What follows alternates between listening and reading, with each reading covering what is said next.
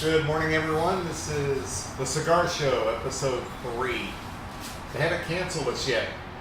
Wait, it's a podcast. They can't cancel us, can they, right? I don't know. You never know these days, man. Jeez. It's Thursday, October 18th, and I'm Randy Rankin, and I've got the beautiful Faith Cox. Hello. And the even sexier Big Tony Gomez sitting next to me. Hey, what can I tell you? So how was everybody this morning? We're doing good. Doing well, man. Drying out from the Yes, wet very weather? cold rain. It's been miserable here in Dallas. Went to Houston the past couple of days, and the weather was just a little different. Not as much rain, but still a little just misty and stuff. So yeah, didn't get far from it, Yeah, I don't think anywhere in the southwest to southeast is dry at all right now. I don't know what's going on, man. So, and it rained the entire drive down, and it started raining on the way back. So Yeah. Crazy. it's crazy. Well, it's not the weather show; it's the cigar show. So let's get going. We have some interesting topics today. First of all, I want to say thank you to Matt Badowski. We are here at the Calypso Cigar Shop and Lounge in Richardson, Texas. It's located at 1002 North Central Expressway, just across from, what's that barbecue? 1050 Barbecue. 1050 Barbecue. 1050 Barbecue. You can call us at 972-761-9903 if you have any questions. And hopefully you'll stop by and see us. We do carry Tony's cigars, the Marrero.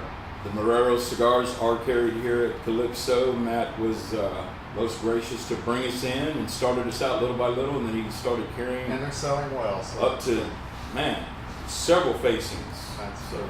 great. So Tony had brought to my attention last night, and I guess to Faith's as well, that there is a new cigar documentary coming out called Hand Rolled. And we watched the trailer, because that's all that's out right now. When's the premiere? You said November? It's going to be, I believe, the first or second week of November. I've got to check with my buddy Lanny Morrow. But if you go to, if you just kind of YouTube hand-rolled movie trailer, I think you can find out more info on it. There's going to be more info posted on Facebook later. Hopefully today, I'll put that on my page. So we'll find out more about it. We'll get you some more information on that. It's going to be pretty good. When Tony and Faith post on their Facebook page, maybe have the link to it so they can watch us, and then also have the link to Yeah, the I'll post it trailer. on my Facebook as well. Okay, sounds good. Sounds good, guys. So, what we saw in the trailer looks like a history of cigars in general, but mostly from the Cuban aspect of it. We saw Rocky Patel gets interviewed in it, Nick Perdomo, some people who I'm ashamed to admit that I knew their faces, but I didn't know their names. I've seen them around probably 5-6 times, and I can't remember their names, so I do apologize for that. But it looked interesting. What did you think, Faith? I cannot wait to see this movie. I would love to learn about the history of cigars. That's something I've been meaning to learn about, and it looks like it's going to be really good. Sounds good, Tony. I think it's going to be very good in that it's going to delve more into the details of how the embargo came about, what's happened since, what manufacturers did to form another game plan when it came to the embargo, how they, I've read stuff about this in the past of how the Fuente family went to the Dominican after, and they set up shop over there. They basically just found a new way to make their product and keep their means going. Basically, it was a way of survival. Cigars were all these people had. So they had to come up with a new game plan to survive, and that's how the whole cigar thing outside of Cuba, I think, in its infancy, came about. And it looked like on the trailer that they're attributing the big Cuban boom to when the embargo occurred. And do you know the John F. Kennedy story about the Cuban embargo on cigars? So the day before the embargo went into effect, this is a true story. Every cigar person's heard this story, but you're getting into it, you're new, so I thought you might want to know this. So it's a little underhanded, but we all would have done the same thing if we were in his position.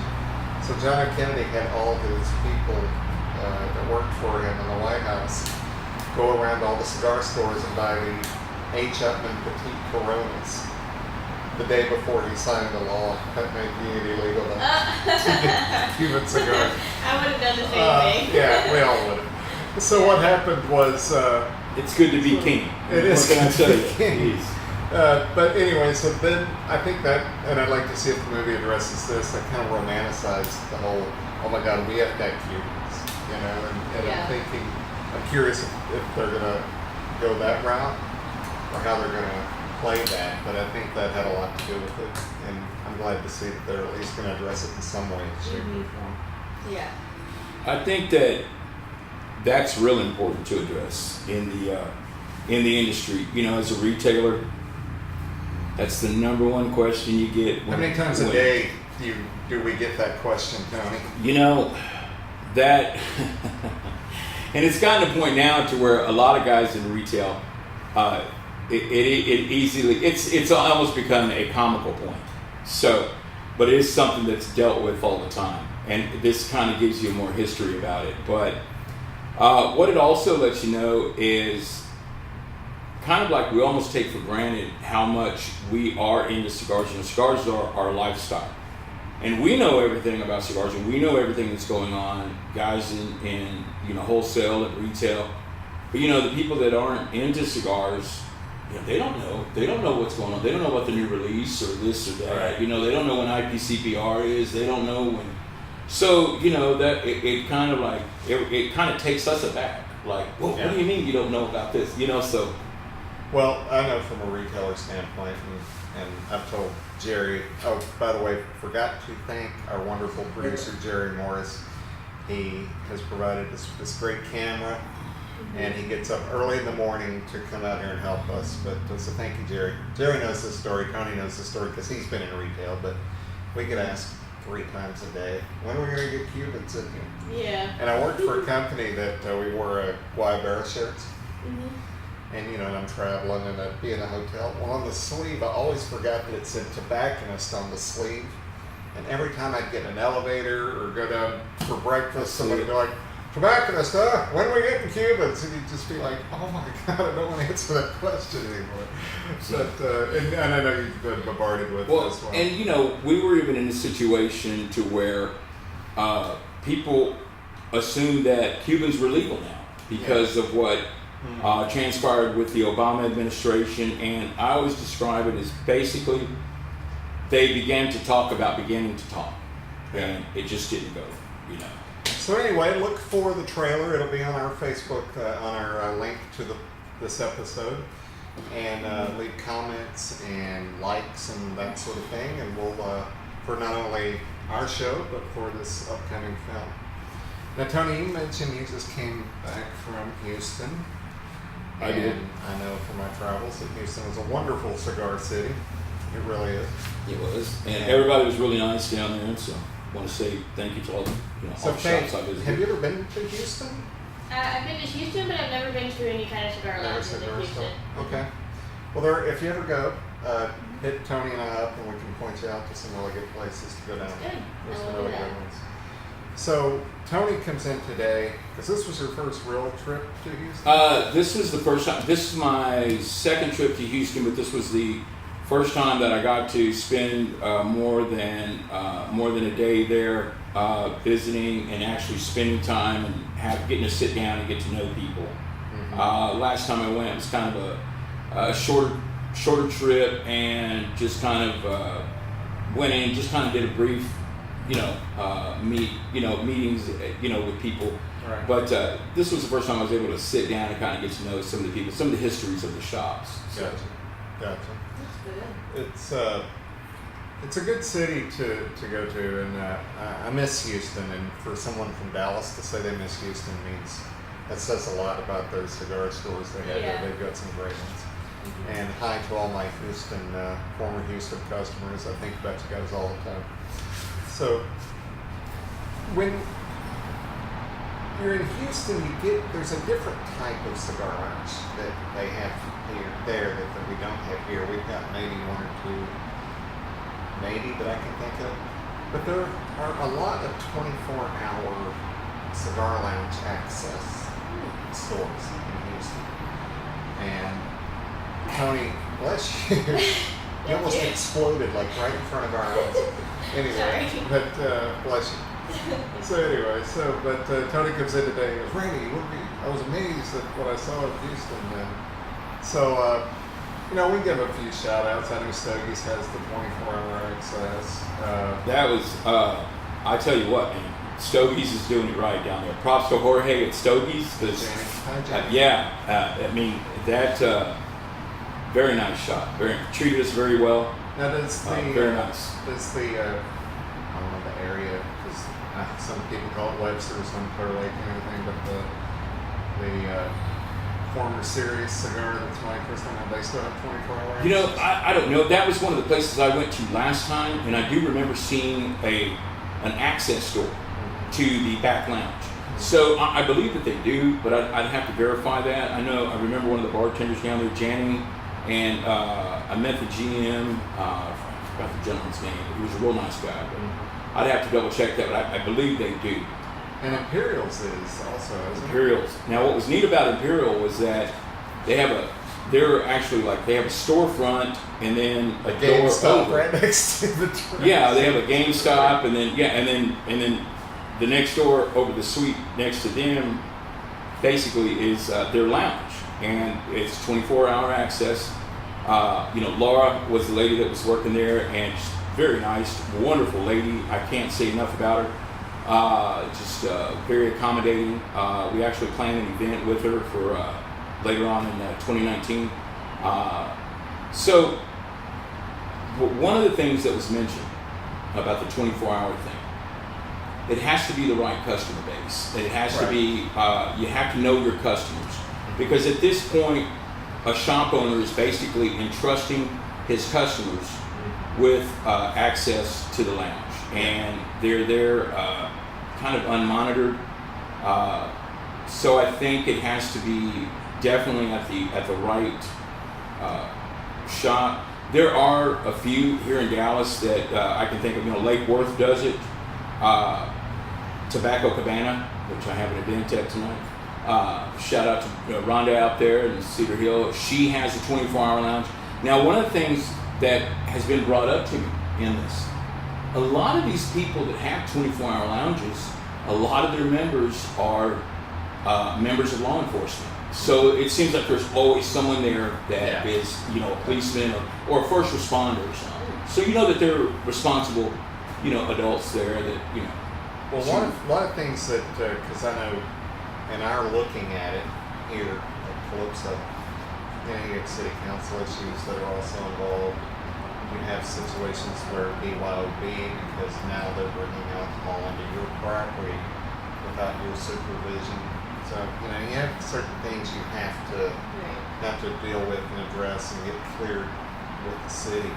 Would you go to obviously not by yourself, but with friends at 3 or 4 in the morning, you're out, you're not ready to go back home, would you consider going to a lounge? I would, if it's a late night and, like you said, out and about with friends or on a date or something, I would definitely go to a 24-hour lounge, but not alone. No, I wouldn't go alone. And Lord knows I would scare people compared to you. But anyway, so what is your thoughts as far as would you go? Could you see yourself doing that? I would go, and I would go if it was the right lounge. Mm-hmm. If there was a situation there to where it was kind of loud and things were getting a little more into the heavy drinking mode, I don't think I would. I think if it was a nice, relaxing environment still, at 3 in the morning, and I was up and, couldn't sleep and wanted to have a cigar, yeah, most definitely I would go, without a doubt. But that, like any other, it doesn't change the fact that any other lounge that you want to go to, you want to go to somewhere that's conducive to relaxing and enjoying your cigar. And where you feel relatively safe. There you go. You know, we're not safe anywhere, unfortunately, anymore, but at least someplace you feel relatively safe. Now, I am not someone that they are looking for the 24-hour cigar lounge access. I'm going to sleep or I'm going to stay. I'm not getting back up, getting dressed, and then going to a cigar lounge. I mean, she better be really good looking if she wants me to go to a cigar lounge. But I'm not, that's just not, I'm not their demographic that they're looking for. But 10 years ago, maybe 15 years ago, when I had a little more pep in my step, I might have been more interested in going at that point. But I do see the pros and the cons. Right. And I think if you were starting your own store, just really look at every aspect of it. Don't just think, "Ooh, man, it sounds cool," and do it. Really research it and get interested. I think that's a big point, Randy. I think you raised a good point on that. You really have to do your research.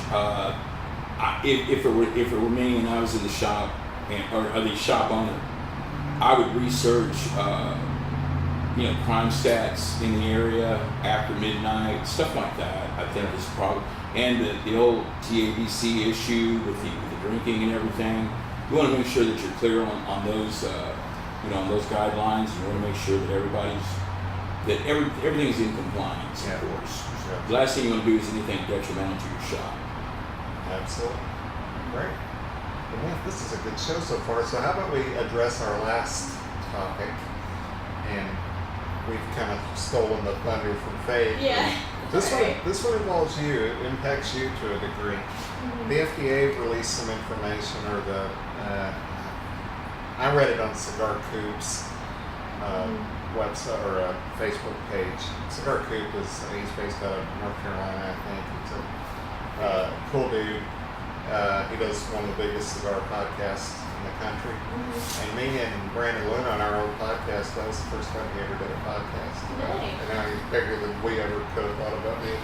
But anyway, so he knows everything that's going on in the business. Right. And the FDA is really looks like the FDA is really going after flavored cigars. No. And their reasoning and argument is that it is a gateway cigar for kids. It sounds appealing to kids.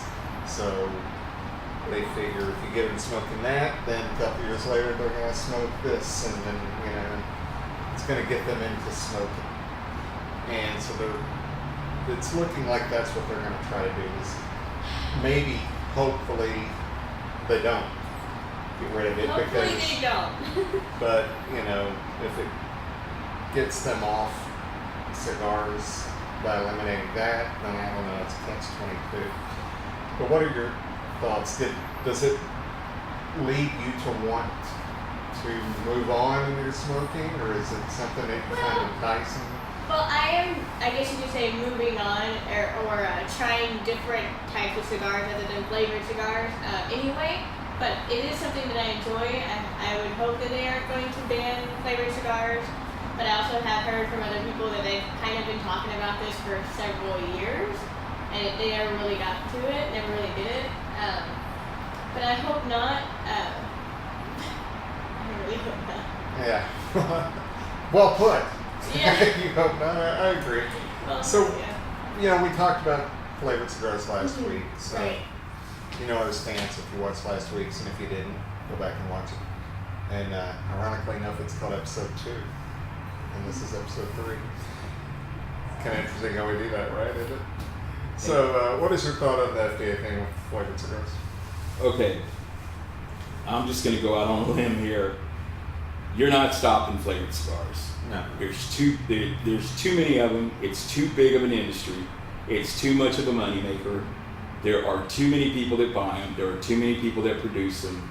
You're never ever going to get the ban on flavored cigars. Right. If you were to stack up all of the sales, not just from cigar lounges, but from all the sales, from gas stations, convenience stores, to everything. Right now, I've been told that it's a flavored cigar that is the number one cigar seller in the entire world. Randy, you know what cigar I'm talking about. I'm talking about the I think it's Acid. America. Yeah. I think it's in the world. But Okay, well, yeah. I mean, actually, I was told the world, but it could be. But yeah, so because tobacco sells all over the world, so that's why the stats are, I think, mounted that way. This one company came out and said, released their stats, and that's what they came up with. Now, in a situation like that, you're never gonna stop that. As far as the gateway issue, Yeah, I thought that was really weird. That sounded funny.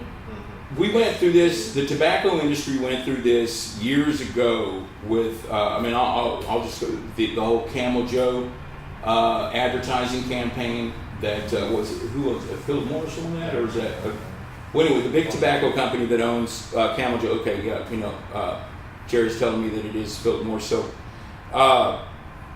they were going around to a lot of the bars and everything. And I remember because I was working in bars back then, and they were, everywhere you turned around, there was Camel swag everywhere, man.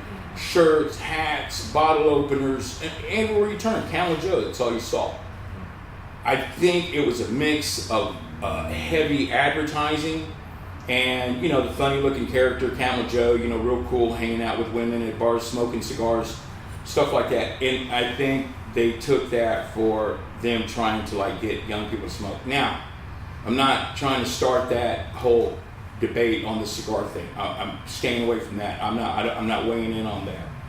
But what I'm saying is I think maybe the flavored cigars, the intention, if they're saying that the intention is to make it as a gateway to other tobacco products, and to get kids into smoking cigars.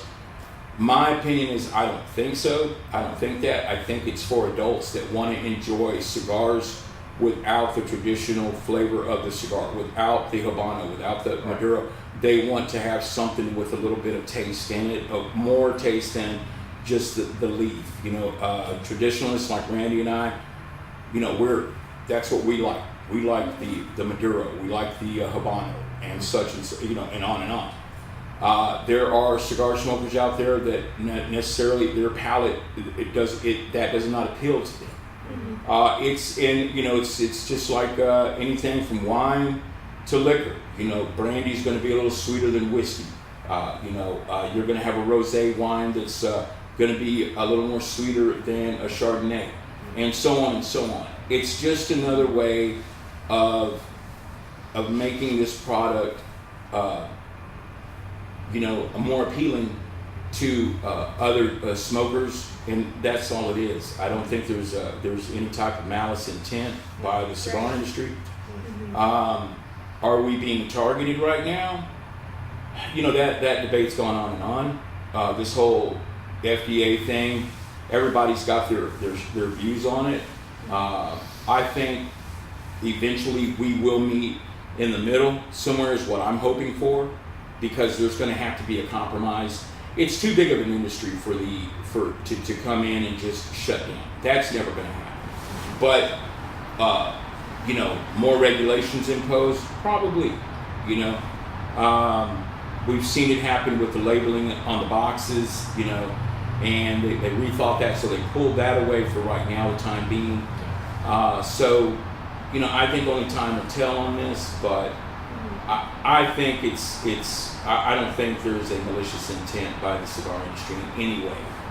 That's my opinion. No, I agree. I do too. And, one positive for you, Faith, potential positive is several years ago they also tried to ban menthol cigarettes. Yeah. And it lasted only like an hour and a half, maybe longer than that, but Yeah. the people balked and objected, and those menthol cigarettes again. So something like that could be what it takes to get them back if they do go away, but hopefully it never gets to that point. Yeah. Well, we're going to wrap it up today. Hopefully you got some good information. I do want to do a little house cleaning. It wasn't Coop's first podcast. It was his first podcast with his current podcast partner, Aaron Loomis. I don't want Coop thinking I'm trying to make him That's all right. the whole of does, because God knows he's the important one. Gotta Anyway. get that cleared up. Exactly. So Faith, what would you like for people to take from this episode, and what should we do moving forward? First of all, leave a like and a comment on anything that y'all think about the new movie coming up. We'll leave some information and have a link for that video as well. Let us know what you think about the 24-hour cigar lounge access, what are y'all experiences of it, and we'll see you next week. Tony? I think it's going to be a good movie for everybody to see. I think it's good for people to take friends and family members that are interested in cigars but still have a few questions. I think it'd be a good night out. I know a lot of people in the industry are probably going to be grouping up, probably shops and everything. So I think that's going to be a big thing. We'll probably put a little something together, guys. The 24-hour thing, I think you're going to see it come about in the Dallas area, I'm sure, more and more. And as far as, like I said, the flavored thing, we're going to see. That's that's going to be another thing. That's just another chapter in this whole episode of what's going on with cigars in the FDA. So it's just another hurdle to overcome, but things are going to get worked out, without a doubt. We'll get it figured out. Exactly. So, once again, for special thanks to Jerry Morris, our producer, to Matt Badowski here at Calypso, for Big Tony Gomez, Dave Cox, I'm Randy Rankin. Thank you for watching the Cigar Show. Have a good day, everybody. Just smoke it, baby.